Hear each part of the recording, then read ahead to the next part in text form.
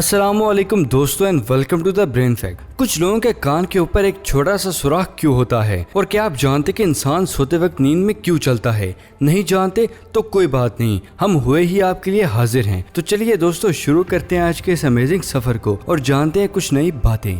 Number 1, आपने बहुत बड़े बड़े म्यूजिक बैंड्स को परफॉर्म करते हुए देखा होगा। आज मैं आपसे पूछूंगा कि एक म्यूजिक बैंड्स के लिए एसेंशियल चीज क्या होती है, तो सबका जवाब होगा कि ग्रुप ऑफ द म्यूजिशियन और म्यूजिक इंस्ट्रूमेंट, यानी कि एक म्यूजिक बैंड के लिए सबसे ज्यादा इम्पोर्टेंट ह्यूमन है, राइट? नहीं, रॉन्ग। मिलते हैं दुनिया के सबसे बड़े म्यूजिकल रोबोट बैंड से। इस बैंड को फेमस कंपनी टोयोटा ने बनाया है और आप ये जानकर हैरान हो जाएंगे कि इस बैंड में 4 बहुत ही एडवांस ह्यूमन निड रोबोट का यूज किया गया है। इसको आर्टिफिशियल इंटेलिजेंस का यूज करते हुए बनाया गया है कि ये रोबोट्स दूसरे रोबोट के साथ कोलैबोरेट करने के साथ साथ बहुत ही स्पीड से म्यूजिक नोट से ऑडियंस के रिएक्शन के अकॉर्डिंग चेंज भी करते हैं। चलिए सुनते हैं इस अमेजिंग म्यूजिकल बैंड की एक छोटी सी लाइव परफॉर्मेंस को।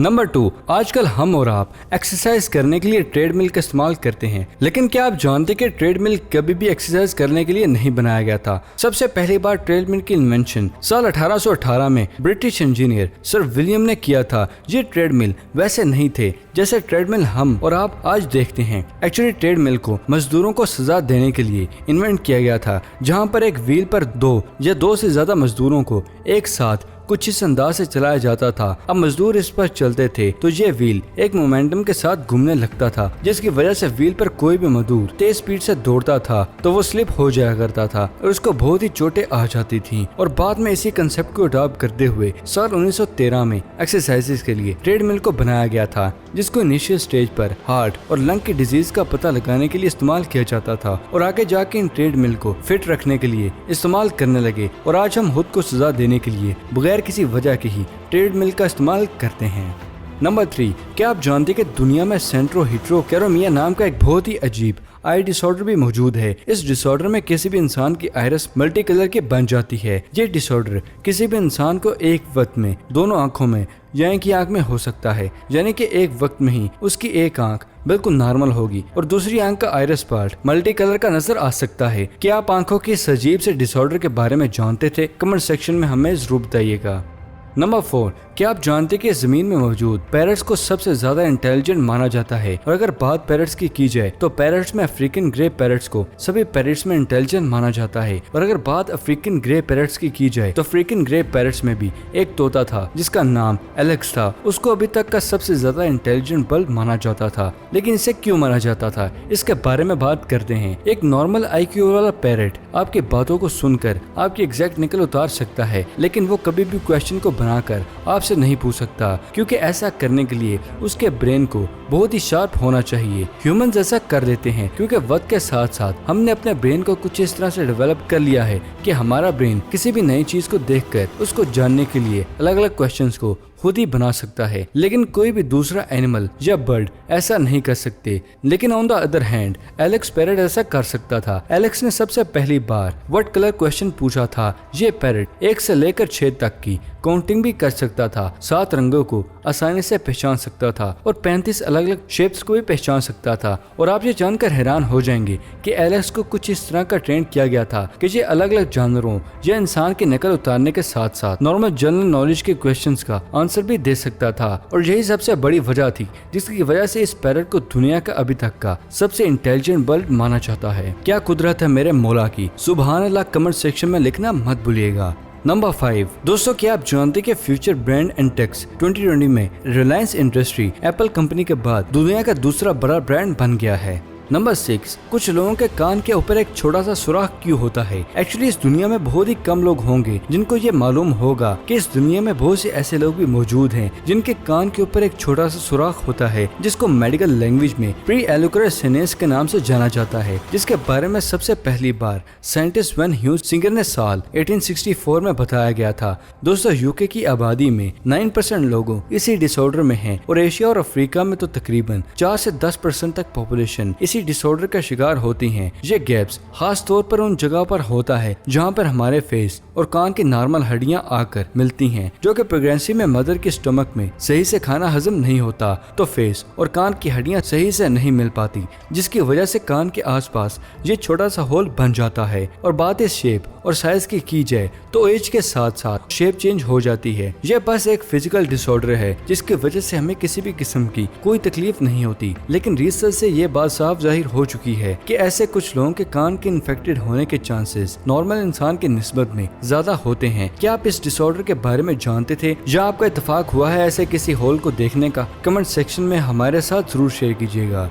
नंबर 7, आप में से बहुत से सुरीले सिंगर्स को गाना गाते हुए देखा या सुना होगा, लेकिन क्या आप में से किसी ने वेल को गाना गाते हुए सुना है? एक्चुअली बहुत ही कम लोग ये जानते होंगे कि जब भी हम्बैक वेल समंदर में किसी नीची जगह जाती है तो वहाँ पर फीमेल हम्बैक वेल को अपनी प्रेजेंस फील करवाने के लिए एक खास फ्रीक्वेंसी बार एक साउंड जनरेट करती है, जिसको वेल सिंग के नाम से जाना जाता है। रिसर्च में ये बात साफ जाहिर हो चुकी है कि जिस मेल हम्बैक वेल की सिंगिंग सबसे ज्यादा सुरीली होती है, बाकी की वेल्स उसको अपने ग्रुप का लीडर मान लेती हैं। और दोस्तों, ये वेल्स मीटिंग के लिए भी इसी सिंगिंग का इस्तेमाल करते हैं, तो इसकी सिंगिंग किट रिफ तो हो चुकी है। सुनते हैं इसकी आवाज सुरीली सी।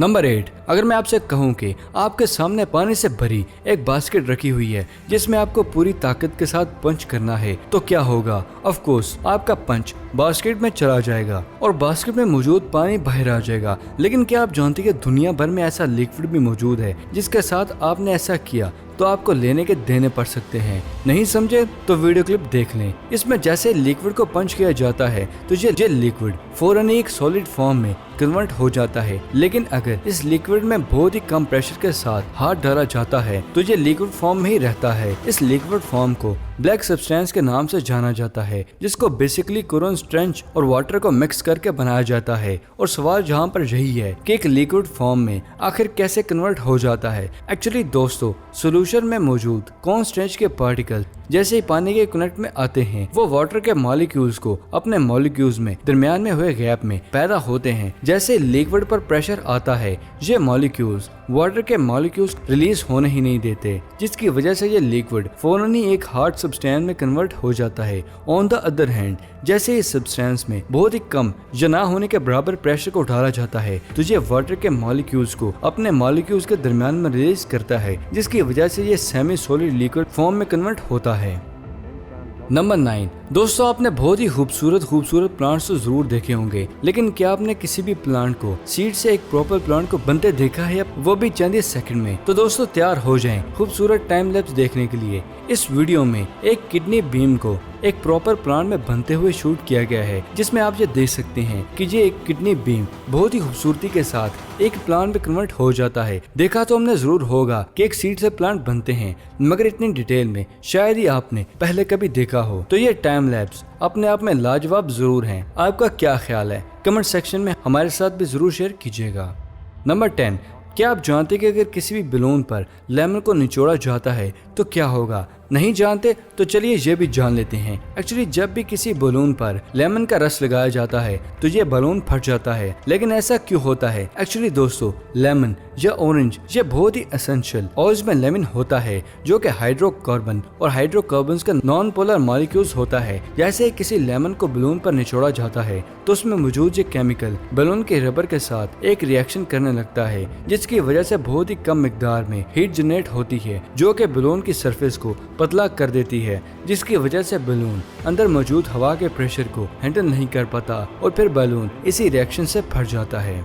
नंबर 11, क्या आप जानते हैं कि इस वर्ल्ड की 15% पॉपुलेशन नींद में चलने वाली बीमारी में मुब्तला है, जो कि आपने भी अक्सर अपने पास देखा होगा। लेकिन क्या आपने कभी सोचा है कि उस कंडीशन में आपके ब्रेन के साथ ऐसा क्या होता है कि कोई भी इंसान नींद में चलने लगता है? एक्चुअली दोस्तों, जब भी रात में हम सो जाते हैं तो हमारा ब्रेन एकदम से डीप स्लीप में नहीं जाता, बल्कि हमारे ब्रेन के सोने की भी अलग अलग स्टेजेस होती हैं। फॉर एग्जाम्पल, जब हम सोने जाते हैं तो हमारा ब्रेन सबसे पहले REM स्टेज पर जाता है, मतलब कि रैपिड आई मूवमेंट। इसमें हमारी आंख बंद होते हुए भी इधर उधर मूव करती है और इसी सिचुएशन में ह्यूमन ब्रेन की न्यूरल एक्टिविटी ऑलमोस्ट वैसे ही होती है जैसे वो जाग रहा होता है। और उसके बाद ब्रेन में लाइट नरम स्टेज पर जाता है जिसमें हमारा ब्रेन ख्वाब देखता है और यही स्टेज नेक्स्ट जाके डीप नरम के स्टेज में कन्वर्ट हो जाती है जिसमें ह्यूमन ब्रेन और बॉडी गहरी नींद में ही होती है। और यहाँ पर एक डिसऑर्डर आता है जिसकी वजह से हमारा ऑलमोस्ट पूरा ब्रेन डीप नैनो स्टेज में जाता है, लेकिन ब्रेन का बॉडी को कंट्रोल करने वाला पार्ट रेम स्टेज पर होता है जिसकी वजह से ब्रेन का जो पार्ट जो एक्टिव होता है वो हमें चलाने लगता है, लेकिन ब्रेन का जो पार्ट अभी भी गहरी नींद में होता है वो इनएक्टिव होता है जिसकी वजह से नींद में चलते वक्त हमें कुछ भी याद नहीं रहता। इसी वजह से इंसान स्लीप वॉकिंग की वजह से कोई भी रीजनल काम नहीं कर पाता। सो फाइनली अब आप साइंस प्रूफ के साथ ये जानते हैं कि हम सोते वक्त क्यों चलते हैं। तो दोस्तों ये थी आज की अमेजिंग वीडियो पसंद आने की सूरत में से लाइक करें। अगर अभी तक आपने हमारे चैनल को सब्सक्राइब नहीं किया तो जल्दी से जाकर इसे सब्सक्राइब करके साथ मौजूद बेल आइकन को दबा के ऑल नोटिफिकेशन पर क्लिक करना मत भूलिएगा। तो फिलहाल के लिए इजाजत, अगली वीडियो में मिलते हैं। शुक्रिया, अल्लाह हाफिज दोस्तों।